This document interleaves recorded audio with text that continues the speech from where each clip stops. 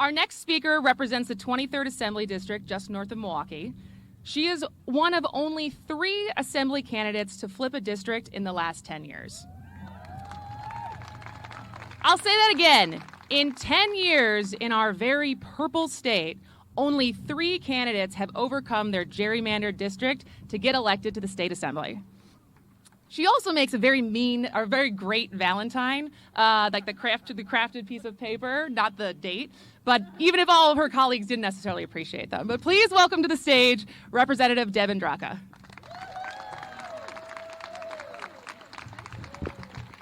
Hi, everyone. It is so great to be here, and it's so great to not be on mute.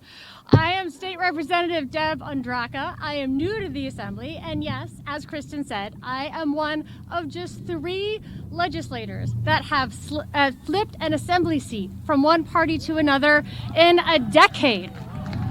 3 seats! 3 seats out of 99. Why has one party been able to hold such power for so long?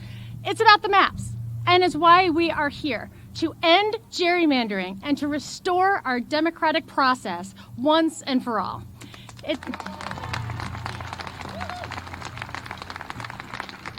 It's why I decided to run for office, and I believe it's the most important issue facing our state today. Now, before I ran for office and won the 23rd Assembly District, I was a stay-at-home mom of 2 daughters and an elementary school teacher. So I spent a lot of time around children, which it turns out is pretty good training for working in the Wisconsin State Legislature.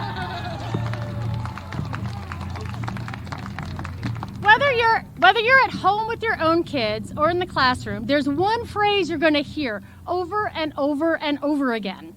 That's not fair. Now, playing fair is something that we teach even our youngest children. And I remember going to my daughter's soccer games. When she was so little, she spent more time picking flowers on the pitch than actually scoring goals. But even then, we insisted that she do her very best. And at the end, to give the other team a high five and say, good game. And if she didn't like the outcome, we taught her to practice, train hard, and let the best team win. If only we could send our political leaders back to kindergarten.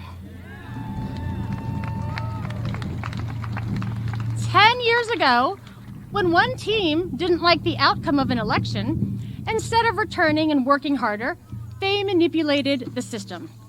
They changed the rules and they moved the goal lines so that it became nearly impossible for the other team to win. They drew maps behind closed doors and they used new computer programs to design maps that make no sense unless your only goal is to prevent the other party from winning. And it worked. Even though Wisconsin is a purple state, one party holds overwhelming majorities in the Senate and the Assembly that cannot be explained by geography alone. But just like games at recess, if you always know who's going to win, why even bother to play? Why would a good candidate run in a district where they know they're going to lose?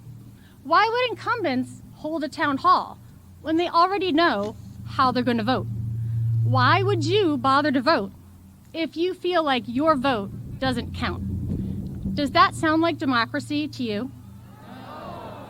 This is not the political climate that I want for my constituents, for my daughters, and for our future. This is not why I fought for a year through a pandemic for better representation for my assembly district. I want a future where candidates with the best ideas win, where our message, not our maps, is what gets us elected.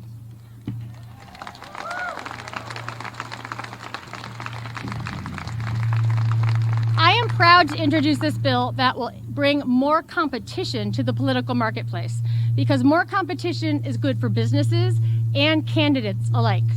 This bill is not about any party. It's about establishing a process that gets politicians out of the map-making business altogether.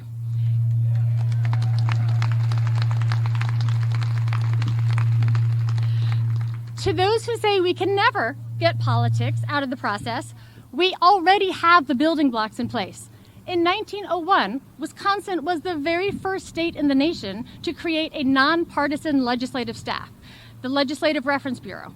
Both parties work with LRB every day to craft our bills.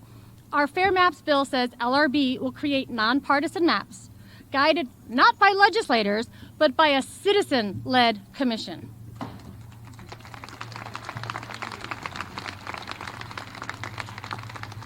This bill is about enshrining a process into law that is open, transparent, and yes, fair.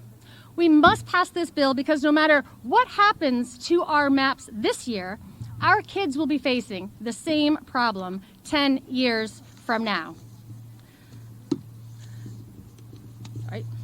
We have an opportunity to break the cycle of spending millions of dollars on lawyers and pouring crazy amounts of money into tiny assembly races like mine.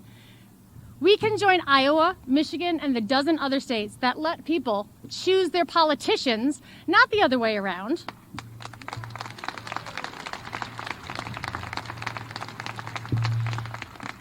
I want to thank my Republican colleagues, Representative Todd Novak and Representative Travis Tranel, for supporting this bipartisan legislation. And I hope more Republicans will join us.